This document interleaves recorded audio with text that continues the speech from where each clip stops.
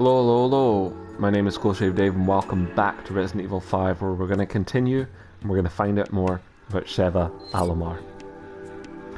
Listed within this file is general background information overview of BSAA agent Shiva Alomar, as pieced together from various sources. This information listed here is neither complete nor should it be used as psychological analysis of the subject. Shiva Alomar was born into an impoverished family situation in a small factory town situated in Africa, this particular town being home to Umbrella Plant 57. As with most factory towns, the plant was the lifeblood of the town, bringing in much needed revenue and steady employment for its populace. Almost 80% of the town's adult population was employed at the factory in some facility, including Shiva's parents. While the pay was low by most nations' standard, it provided a steady income for the townspeople and a happy childhood for Shiva. This happiness was short-lived, however. While only 8 years old, Shiva's peaceful life was brought to an abrupt end by the sound of sirens erupting from the factory. As the sirens pierced into the air, an ominous plume of black smoke poured out of the factory. Even as a child, Shiva knew something was terribly wrong. With dread in her heart, she ran toward the factory. Arriving at the factory, she soon discovered the entrance blocked. In place of the kind old man who used to stand guard at the entrance, strange adults in protective suits were everywhere, their faces hidden by masks. Shiva could not understand what was happening. I realized years later that they were wearing anti-biohazard protective gear. They were part of Umbrella's special forces. She may have not understood the muffled voices emanating from beneath those masks at the time, but the assault rifles they leveled at her more than made their intentions understood. The country was not a very stable place to begin with, and near her town resided members of a large anti-government guerrilla army. Although only a child, Shiva knew all too well the violence that often accompanied those with guns.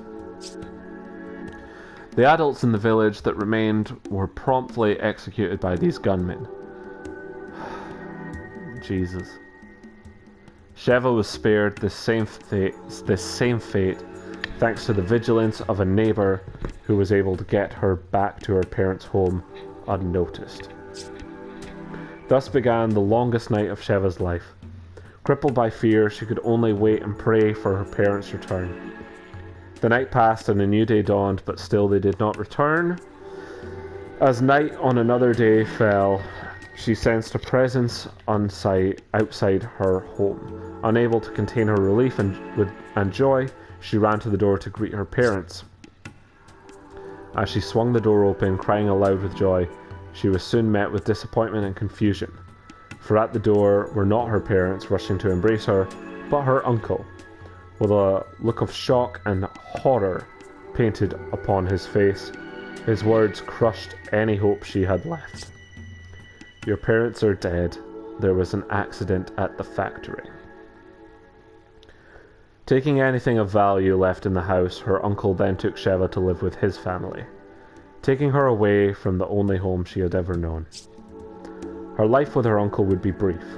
Not only was her uncle's family extremely poor, but he also had 7 children of his own to care for. Even though Shiva was a blood relative, he probably would have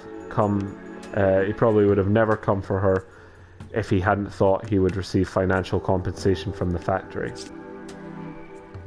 That compensation never came. Umbrella never gave out any payments, and soon her aunt and uncle were unable to feed her. Life was hell for Shiva. Not only was she on the verge of starvation, she yearned to be with her parents again. In her grief, she became fixated on the notion that they were still alive. Oh, Shiva. As the days passed, this belief grew so strong to the point where she could think of nothing else. She knew she had to find them. So one night, as the moon bathed the savannah in silver, Shiva ran away from her uncle's house and headed back to her hometown and the life that was stolen from her. The thought of her parents drove her on, but the expansive savannah is a harsh environment for one so young and small. During her second night, she began to feel the effects of malnutrition. Unable to find food, Shiva soon collapsed. A night in the savannah is not a quiet affair. The sounds of animals plodding along, beasts howling at the moon, insects chirping and buzzing about, and the dry wind soughing through the grass. Shiva considered them all with wonder.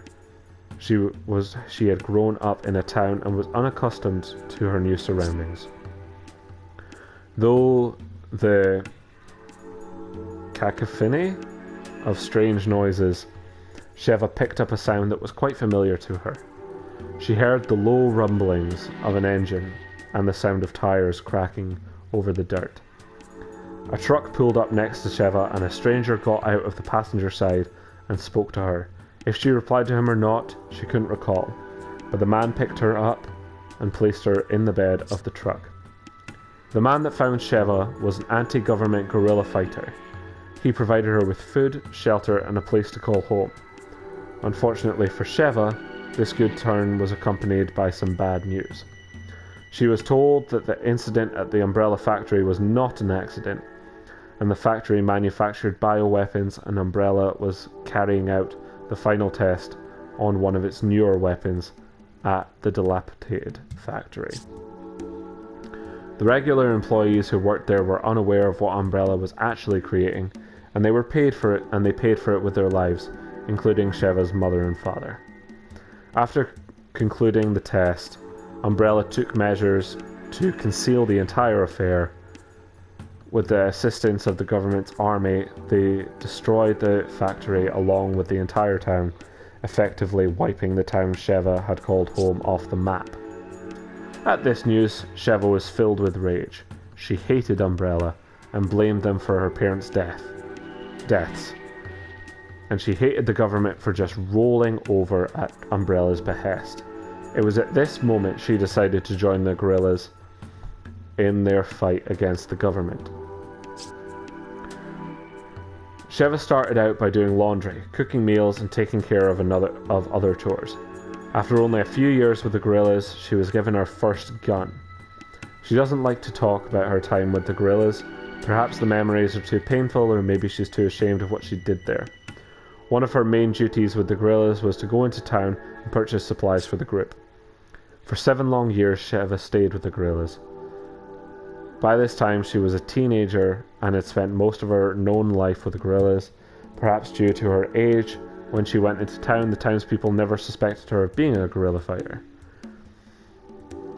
It could be for this very reason that she was the only one sent. It was on one of these occasions while she was in town that a man approached her. He looked like a local but spoke with a strange foreign accent. Handing her a piece of paper and speaking in a hurried voice, he stated, "Read this. If you believe what it says, come to the church in the back alley in 2 hours." After speaking these words, he disappeared into the crowd as quickly as he had appeared. Shiva turned the paper over in her hand, and her eyes were drawn to one word: Umbrella. It was the same pharmaceutical company whose selfish aims took her parents from her. If that incident had never happened, perhaps her life would have been different. The message on the paper said that the guerrillas were planning on using bioweapons to conduct a large-scale terrorist attack that would overthrow the government. Umbrella was going to make a deal with the guerrillas to provide them with the bioweapons. The man wanted Shiva's help in stopping the deal from going through. At first, Shiva thought it was a government trap, but deep down, she knew the note spoke the truth. When asked how she knew, she had this to say: "My country was strongly influenced by France, and many government officials spoke in a French patois. But this man was different. I couldn't place his accent at the time, but somehow I knew I could trust him." Shiva followed her instincts. She went to the church and met 2 men there. One of them had given her the note earlier. The other wore a suit with no tie and said that he was from the US government. What the man in the suit wanted seemed straightforward enough. The apprehension of the representative from Umbrella From what he said, this particular person held the key to causing an irreparable blow to Umbrella, but in order to arrest him, they needed Shiva's help. As long as they got their man, they wouldn't do anything to her or her fellow guerrillas. Even if they did not succeed in arresting the man in question, they promised not to turn her or her company or her companions over to the authorities. The man in the suit's offer seemed credible, but could she betray those who had been like a family to her? The man seemed to understand Shiva's apprehension, so he asked her one simple question. Don't you want to see Umbrella punished for what they've done? Shiva quickly nodded her head. That's why we selected you, but if you want to help us fight Umbrella, then you're going to have to leave your so-called friends. And then what? What's in it for me? Look around. You know these guerrillas you are with aren't doing this for some greater good. They'll do anything to topple the government, including things you know are wrong. Help us, you can finally do some good for the people of your country. And what makes you think a 15-year-old girl can help? Someday you'll learn that age matters very little. A person's life is not defined by age, but by the choices they make. You have the chance to fight for something here that goes beyond just you. Something that affects the entire world. Can you really walk away when so much is at stake? Shiva would never forget these words. 3 days later, the Special Forces team arrived at the location where the deal was taking place. Shiva had left the door to the building unlocked, and she wore a wire so the team on standby could hear what was taking place. The operation was a success. The target from Umbrella was quickly apprehended and taken away. Shiva and the guerrillas were taken to the American consulate, there to be released 2 days later with no charges pressed, just as promised. Recognizing Shiva's abilities, or perhaps moved by pity, the man in the suit offered Shiva the chance to start life anew in America. With nothing left in Africa for her, Shiva decided to take him up on his offer. Shortly after arriving in America, Shiva's high intelligence and drive quickly became apparent. She surpassed any and all expectations, even learning English to a native level in a mere 6 months. Within 2 years of arriving in the US, she had enrolled at a university. After graduating with high honours from her university, her legal guardian, the man in the suit, suggested that she join the newly formed BSAA to help others as she had been helped. Umbrella had already been dismantled many years prior, but Shiva had not let go of her hatred towards them and all others like them. After completing basic training, she was assigned to the unit led by Josh Stone. There she trained with his unit for 8 months, learning everything she would need to know to survive in the field. After the completion of her training, she was handpicked to become a BSAA agent. She is currently involved in operations throughout the world. Ricardo Irving. According to official records, Ricardo Irving is overseer to the oil refinery owned by Tricell Africa Division's Research Development Department.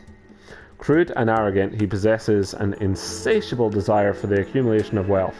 It is with these traits, along with his unique resourcefulness, that have most likely made him Tricell's ideal agent in dealings with selling BOWs to black market individuals. The money gained from these dealings is then invested by Tricell Africa back into their bioweapons research and development. Sorry, I don't know why I was reading that so slow. The demonstration of those weapons for clients act as operational tests. Given the degree of Irving's involvement, it is believed that he is one of only a handful of people that know the full extent of Tricell's bioweapon business. Irving's activities and their connection to Tricell, however, have been carefully kept under wraps. Adding to the misdirection is the fact that he is officially employed within the Research Development Division and not the Pharmaceutical Division that sponsors the BSAA. Okay. Okay. Tricell is a conglomerate comprised of shipping, of shipping, natural resources development, and pharmaceuticals. Each division runs on its own capital and as such could all be considered separate entities under one parent company. Also of note are the divisions that exist between each of Tricell's branch offices. When the BSAA learned of Irving's latest deal, they viewed it as illicit activity conducted on his own and without support from Tricell. Little did they know. BSAA's mission, therefore, was not to fight biological weapons, but to apprehend a smuggler involved in an illicit deal. Irving was able to exploit that misconception to the fullest. Irving was informed of the BSAA's mission, and changed the location of the deal to a mine outside of the Kijuju Autonomous Zone, KAZ. When a BSAA team arrived at what they thought was the deal's location inside the KAZ, they walked into a trap. Before the team even arrived, the improved version of Las Plagas was released upon the population of the town, transforming most of them into Majini. This intel was acquired by Alpha Team and later confirmed by the data recovered by the backup team, Chris Redfield and Shiva Alamar. Prior to Irving's deal, it appears that a sample of the Ouroboros virus was also released upon Alpha Team's arrival and was responsible for the termination of Dan Duchant's team.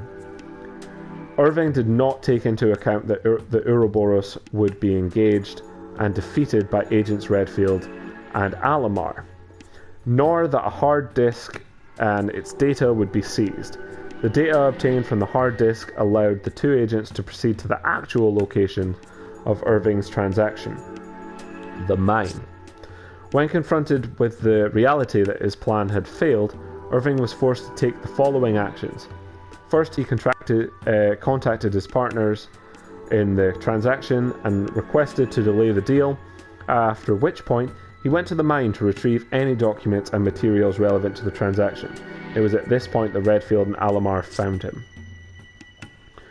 However, it was obvious that he had a backup plan for just such a contingency. Irving escaped thanks to the help of a hooded figure he had on standby. The two agents were left to deal with Popo Karamu, a bat-based bioweapon that was originally intended to be used in the transaction. He was actually planning on selling that. It is thought that Irving released the BOW on the agents in retaliation for disrupting the transaction and not to aid in his escape. Wow. It was becoming apparent by this point that Irving's mental stability was in question. Whether his irrational behavior was brought on by the interference of the agents, or if the increased stress only brought out his true tendencies, is unknown. Irving's situation, however, would digress even further. After escaping from the mine, he was soon discovered by Captain Josh Stone's Delta team inside the KAZ. In order to escape, Irving unleashed the Nadesu, confirmed to be based on the El Gigante BOW used in Europe. The frustration of losing two large valuable BOWs in such short succession must have been keenly felt by the avaricious Irving. After researching the conclusion that there was nothing more he could do, Irving plotted to escape with his accumulated wealth, but he was soon overtaken by the hooded figure, who provided him a vial containing Las Plagas. This was to be as punishment for failure. He was to administer this on himself in order to fight the two agents. This vial contained a Las Plagas variant known as a control plaga. According to BSAA intel, the use of the control plaga has been documented by Leon S. Kennedy in Europe. The control plaga differs from the common form in that it does not take over a host's rational thought process. Another difference being that it causes extreme transformations to the host. As such, control plaga hosts must resign themselves to never being able to live as a normal human again, which they seem okay with, and I don't get why. In a last-ditch effort, Irving detonated the oil refinery, but unfortunately for him, the refinery was virtually dry at the time, thus limiting the size of the explosion. His hope was that he could destroy all incriminating evidence and kill agents Redfield and Alomar, so he would not have to resort to using the control plaga. Irving was left with no choice but to administer the injection to himself, at which point he underwent an immense and rapid transformation. But even the power he gained from that transformation did not avail him, and he met his end at the hands of the two agents.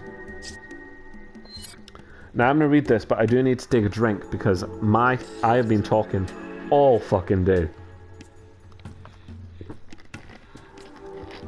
All day. Sorry about that. The Nidipaya residue in unique wooden structures reside.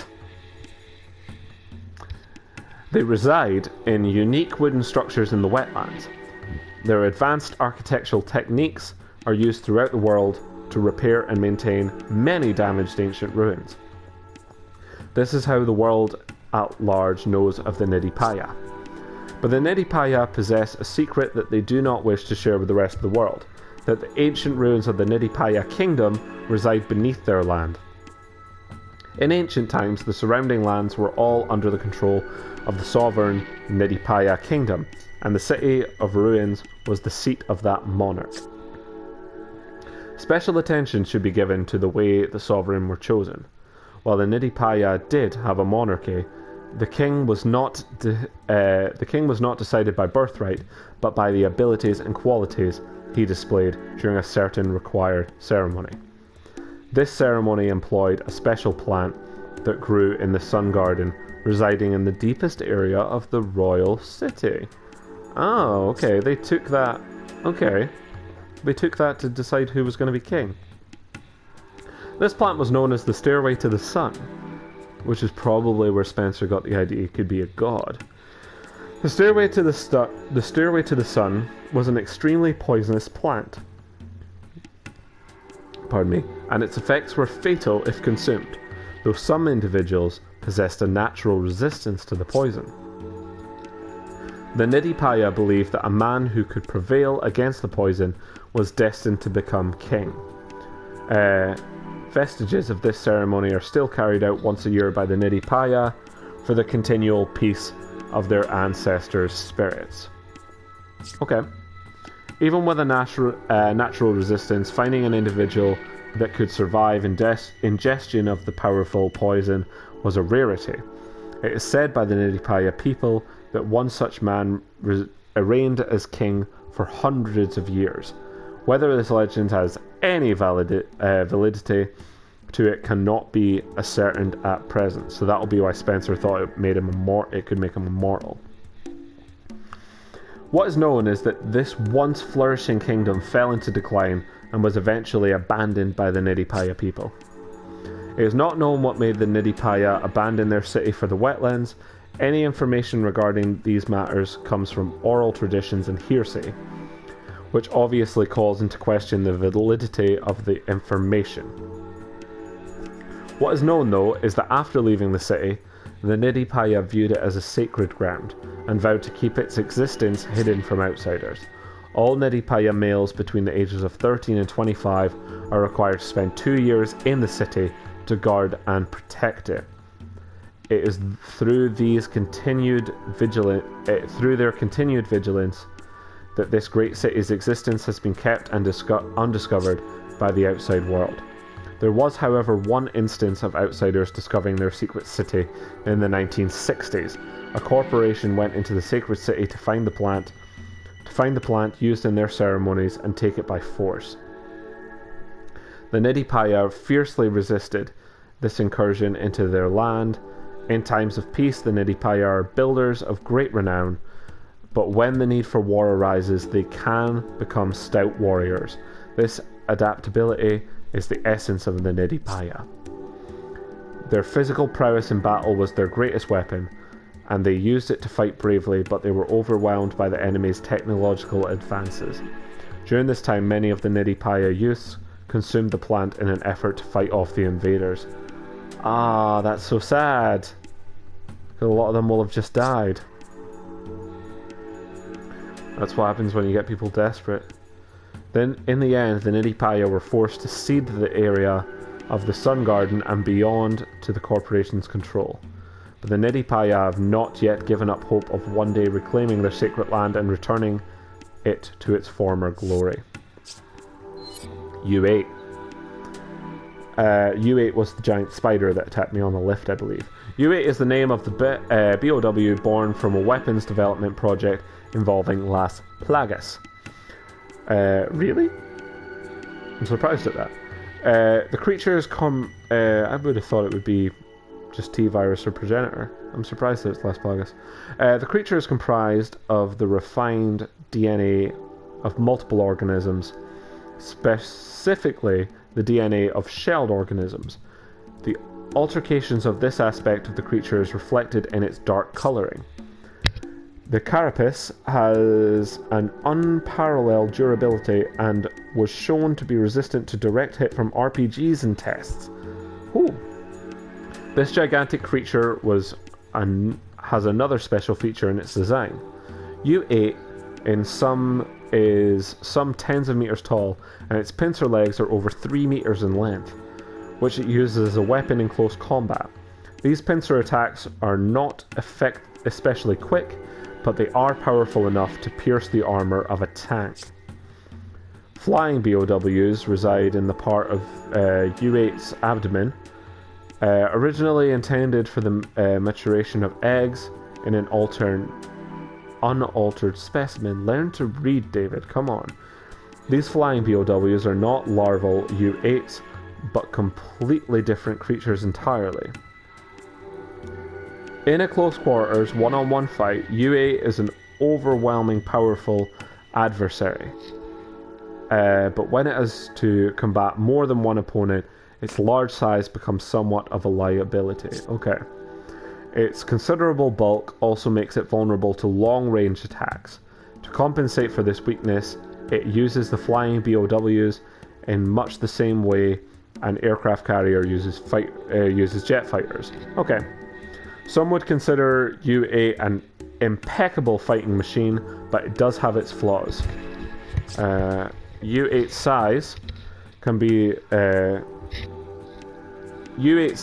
detriment because it requires massive amounts of sustenance to maintain functionality. As such, U8 is not suitable for long-term assignments. According to Tricell's business information, U8 is most effective as security for facility or when used in attacks of limited time. Before it can be used in an offensive attack, consideration must be given to the means of transporting U8 to the destination. Also, U8 is designed to reach a large size very rapidly, and this breeds imperfections in its carapace. These imperfections are limited to a certain area of the carapace, but a direct attack on this area will severely damage U8. Even with these flaws, U8's functionality, combat, effectiveness, and relative ease to control have made it popular in the bioweapons market. Probably also it's a big spider. Records indicate that Ricardo Irving has sold a multitude of both the original U8 and the upgraded version U8 Prime, which has a multi-layered carapace for extra defense along with shell covering formerly exposed areas. Irving, you bastard! Oh, fuck. Okay. There were plans at one point to design a lighter, faster U8 that could maintain functionality for longer periods of time, but this would result in a significant downgrade in its defensive capabilities. This plan appears to have been scrapped. Chris Redfield and Shiva Alomar reported imperfections in the carapace of U8 they faced, so it is suspected that it was one of the original models. Wow, okay. Note that the U in U8 does not stand for Ouroboros, but for Ultimate. See, that's what I was a little confused at. I thought it was, but it had no tar. Okay, good to know. Alright, thank you very much for watching. That's R4 for this episode, and I will see you next episode. Goodbye.